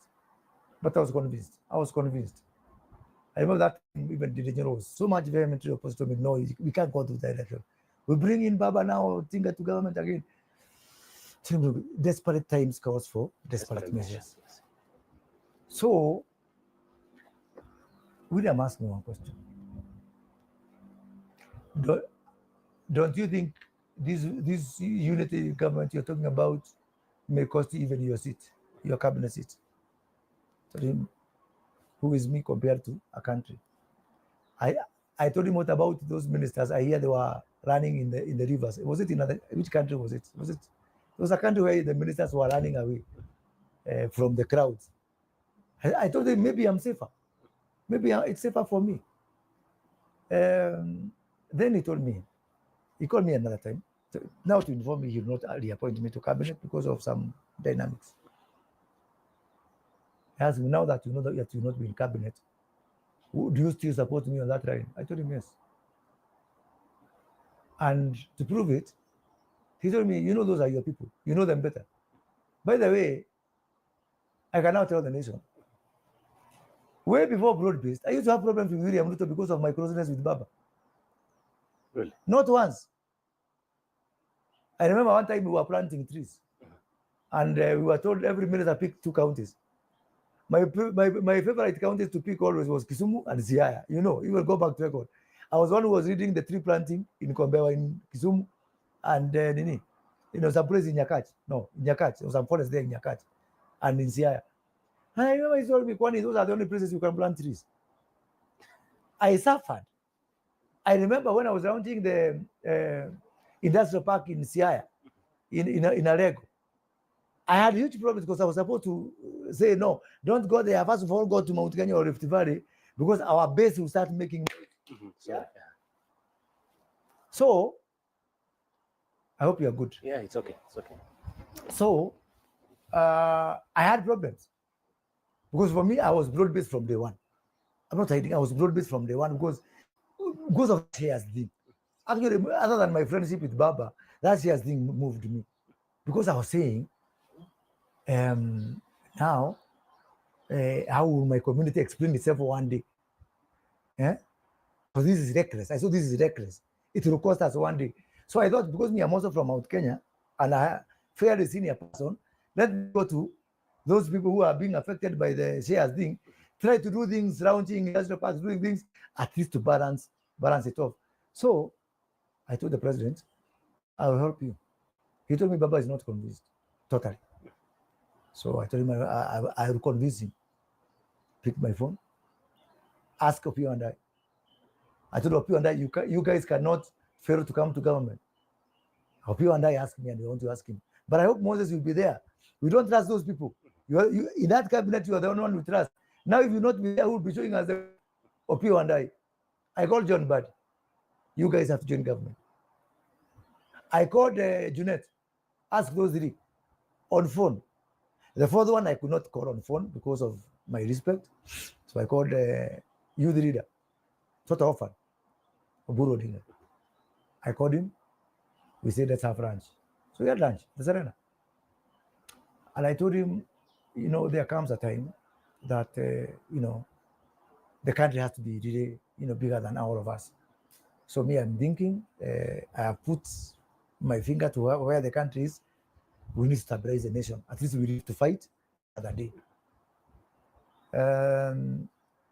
So he told me the only problem is that Baba is not convinced. But the way I know you and Baba, if he hears it from you, someone who is in that cabinet and who is from Mount Kenya, he will change his mind. So I called my travel agent. I booked a ticket. Yeah, I booked a ticket. I called Baba. I said, Baba, I'm coming tomorrow. That was Monday, Tuesday. Baba told me, comes. You know where to go. You know when Baba was in Dubai, so we used to travel to Dubai a lot together and have a lot of discussion. So you know where to find me. Then on Tuesday, Baba calls me. Tells me, no, Moses, don't come because I'm coming today. He did come on the Tuesday because the airport was closed by the Adani demonstrations. You remember the Adani? Yes. I'm coming tomorrow. So when he came, even before I met him, he called me. He told me, I know what you want to tell me, but don't worry. You don't have to look for me. I know what you want. And that's how the following days when Akina Wandai were named to cabinet and the ODM people. Now, you have asked a question about that broad-based. Again, I compare it to that Singapore story. And there are 2 stories there in that coalition. There is up there for the leaders, and there is, of course, leaders are divided, but also there's the grassroots, the street, the ODM street. So for me right now, the ODM street is 50-50. Street is 50-50. The leaders overwhelmingly are pro-broad-based, but the ground is 50-50. And a lot of dynamics will be there.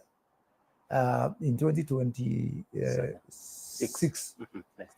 And what happens to it is, as I've said, it is all in the hands of one Gachagua.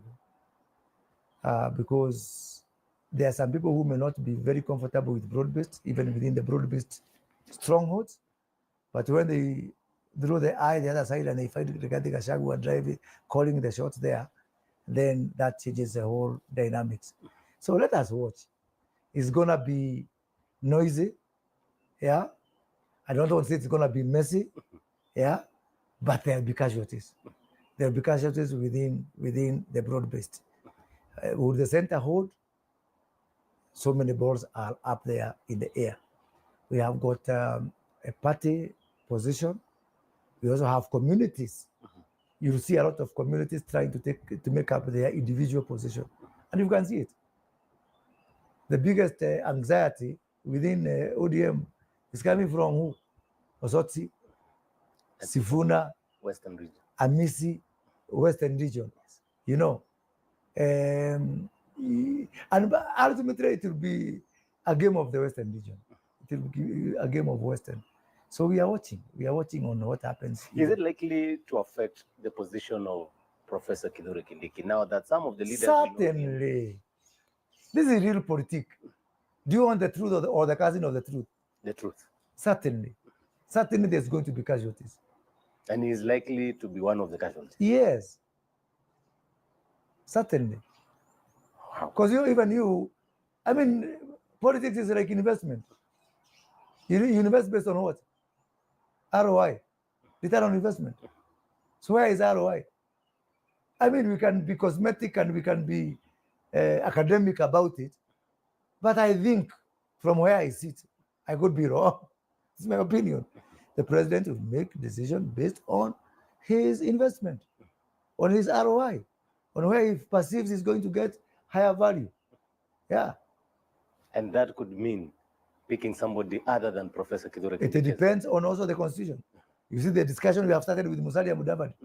We need to broaden this thing. Maybe that time now, you can be able to shuffle things there. So, and both sides need it. Both sides need, unless we want to divide and polarize this country, united opposition, broad-based government, we need that constitution. Me, I want to hear the united opposition say no. I'm waiting. The same way we were misread and we said no to BBI, and now we suffer for it. I want to hear now people again, especially from my region, say no to changing the constitution, because we will suffer for it. At a time when our leverage is gone, our bargaining power is gone, the rest of the country can sit down, form a government without us, and now we don't want, to broaden the executive, at least so to entrench our interests within that formation. I'm really waiting to hear opposition to the constitution coming from my region. It will be a sad day, but I'll just grab some popcorn. Now, let's wrap up. Yep. And you are known for blunt political style. And others say you're fearless, others say you're reckless. In 2027, what will Moses Kuria be? Will he be a kingmaker, I don't know. Candidate, or a critic? I don't know. You have, Jeff, for the last, let's say, mostly since I joined cabinet, I abandoned my old style brand of politics. So nowadays, I am old, my friend. I am old. I am slow to action. I observe things. I consult a lot. I take advice. Let me not blow by a trumpet. I'm wiser. I can't remember the last time I insulted someone. I think I exhausted my insults. It comes with age and time. And I think I have a pivotal role to play within my community and my nation, my country. So whatever I do will be nothing to do with my interest, honestly speaking, because I think I've been fortunate enough.